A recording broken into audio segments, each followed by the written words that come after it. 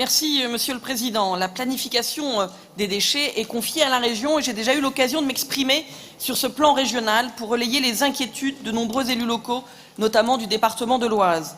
Je tiens tout d'abord à remercier mes collègues Nicolas Lebas et Aurore Colson pour tout le travail qui a été réalisé, n'en déplaise aux bancs de l'opposition.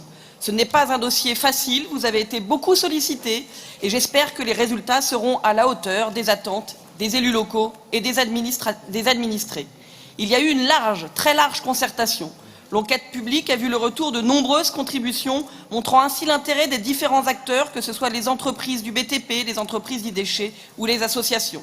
Permettez-moi de rappeler que le PRPGD comprend un état des lieux de la prévention et de la gestion des déchets, une prospective de l'évolution tendancielle des quantités de déchets produits sur le territoire, des objectifs en matière de prévention, de recyclage, de valorisation des déchets et une planification de la prévention et de la gestion des déchets, tout comme un plan régional d'action en faveur de l'économie circulaire.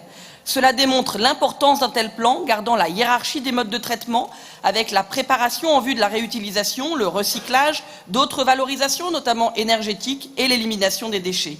C'est ainsi des emplois et surtout un engagement de notre région qui est mis en avant. Évidemment, l'organisation du transport des déchets est un sujet majeur, d'autant que le périmètre concerne également les déchets importés pour être gérés dans la région. En ma qualité d'élu régional, mais aussi d'élu de l'Oise, en y associant mes collègues conseillers régionaux de l'Oise, j'ai été sensibilisée à de nombreuses reprises sur notre proximité géographique avec l'Île-de-France. Il est important que soit assurée une répartition équilibrée et encadrée des zones de chalandise, des installations de stockage, des déchets inertes. Je sais que les nombreuses inquiétudes ont été entendues dans ce PRPGD et je m'en félicite. Aussi, un plan de décharge des déchets des grands travaux, réparti équitablement sur l'ensemble de la région Hauts-de-France et des autres régions limitrophes, est important. Nous serons extrêmement vigilants à ce que l'Oise, du fait de cette proximité avec la région parisienne, ne récupère pas l'ensemble des déchets.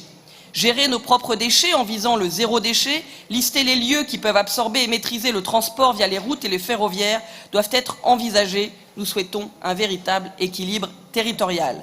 L'État doit prendre ses responsabilités et veiller à une bonne articulation entre la valorisation des déchets issus des chantiers en aménagement et leur élimination en installation de stockage des déchets inertes.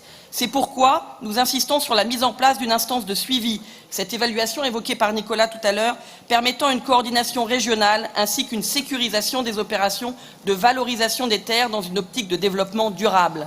Cette instance de suivi sera le lieu adéquat et à même de rassurer les élus locaux et les administrés. C'est tout l'enjeu de ce PRPGD.